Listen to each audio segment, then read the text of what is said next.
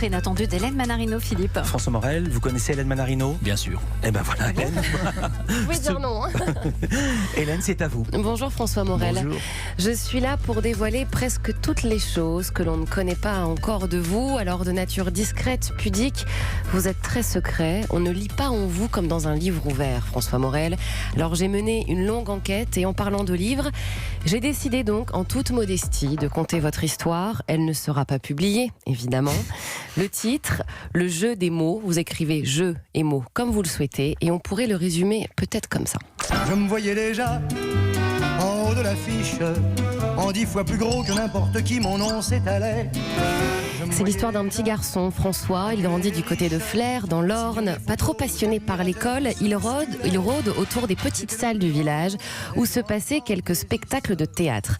Malheureusement pour lui, il est trop petit. Il ne peut pas y assister, mais c'était sans compter l'arrivée d'un artiste suisse, Jean-François Panet, qui lui donne envie de monter sur scène lorsqu'il l'a vu réciter ses 600 poèmes. Et là, c'est le déclic. Un vrai déclic. Sa motivation au petit François est très claire, même si il ne l'assume pas vraiment. Que les gens sortent encore plus heureux de ces futurs spectacles, de ne jamais blesser personne. C'est sa hantise. Ça se vérifiera plus tard quand, lors d'une de ses chroniques sur France Inter, il balance petite conne à une jeune fille qui avait critiqué Christiane Taubira. Il en est sorti très mal et il s'est excusé la semaine d'après. Un humour... Je peux dire juste un truc. Bien sûr. C'était pas critiquer, c'était la traiter de singe.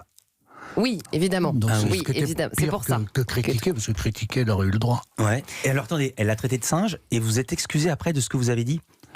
Non, d'avoir traité une adolescente de petite conne la fois suivante. Mais c'était un peu pour rappuyer sur le clou vis-à-vis des parents et vis-à-vis de ces idées-là que je déteste.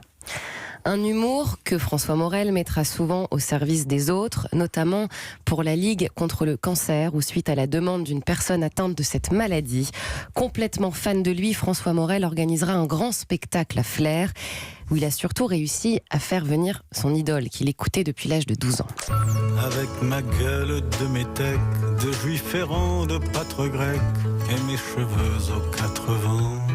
Georges Moustaki, évidemment, mais avant tout cela, ces chroniques radiophoniques, cette notoriété, revenons à cette enfance.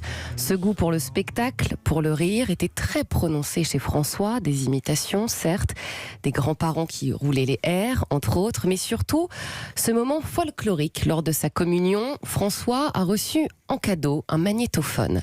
Et à la fin du repas, il décide de devenir un véritable animateur de soirée. Il fait chanter tous ses oncles et tantes en les enregistrant.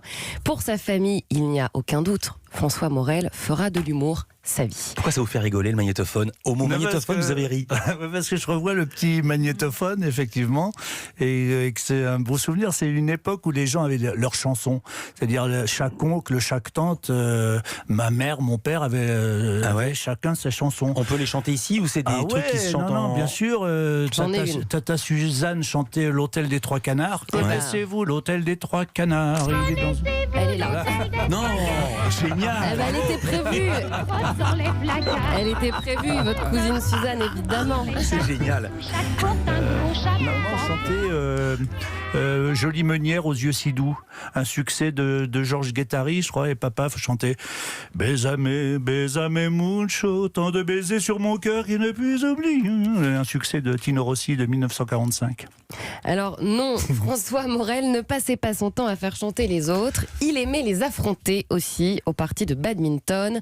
Plus tard, il confirmera l'essai de compétiteur, mais avec le ping-pong. Et face à son fils, un fils à qui il lira Babar, le Petit Prince, à qui aussi il fera les meilleures tartes aux pommes, en lui faisant écouter tout le répertoire de Brassens ou encore de Renaud, et cette chanson qu'il chante souvent sur scène. Les jours de repassage dans la maison qui dort, la bonne n'est pas sage, mais on la garde encore. On l'a trouvée hier soir, derrière la porte de bois, avec une passoire se donnant de la Charles joie. Trenet, évidemment, des années sont passées, François Morel. Et justement, il vit de sa passion, le théâtre, la comédie, l'écriture, la lecture surtout. Mais ses occupations aussi sont les mots croisés, le canoë de mer, le vélo, les parties de mix-mots qui C'est consistent quoi? à former des mots le plus rapidement possible. Ah oui, ça c'était un jeu de tournée, mais on a un peu abandonné ça depuis quelques... Mais des Moi. parties qui s'enchaînaient quand même, où tout le Ouais. monde était à fond. Ouais. Alors, Ouais, on est à fond, ouais. pour François Morel, il n'y a peu d'excès, une cigarette par mois, pas trop d'alcool, pas de phobie, pas L'alcool, d'habitude. un peu plus que... Oui, Un peu verre plus. par jour, ouais. Une vie simple, assis quand même Downton Abbey. Il ne loupera aucun épisode. Une série qu'il aime regarder en dégustant ses bouchées à la reine. Acheté au marché quand il n'a pas le courage de faire C'est son vrai pot-au-feu. Ça y est, il se met la main sur la tête. J'attendais ce moment où l'invité dit non, c'est pas vrai, elle sait pas ça. Si, elle le sait. Eh oui. Non, mais c'est une enquête approfondie. Ah bah oui. Petit François Morel est devenu grand. Alors finalement, une phrase qui le résume plutôt bien et qu'il a souvent répétée, c'est « Sans travail, le talent est une sale manie. Il a bossé pour que le talent devienne une évidence et il est aux anges aujourd'hui, une eau vive finalement dans ce monde de spectacle. » Ma petite est comme l'eau, elle est comme l'eau vive, elle court comme un ruisseau que des enfants poursuivent. Courez, Vous avez reconnu le petit François Morel dans ce portrait? Ah, pas mal, ouais. Hein? Ouais. Et pourquoi Ouais. l'eau vive? Je sais pas, parce que... Vous l'aimez beaucoup C'est cette une chanson. chanson d'enfance, oui, que... Mais enfin, je trouve que... On a un peu oublié Guy Béard, alors qu'il a écrit des chansons d'une pureté absolue. C'est-à-dire, on a l'impression que cette chanson aurait pu être écrite il y a 3 siècles. Ouais. Et je trouve que c'est vraiment un grand talent, quoi, d'arriver à cette légèreté, cette pureté. Vous avez bien raison de parler de ça, comme ça on oublie les bouchées à la reine. François Morel, vous restez avec nous. C'est bon, les bouches à la reine. Et le j'adore. pot-au-feu aussi. Surtout, c'est des vrais avec du riz de veau, quoi.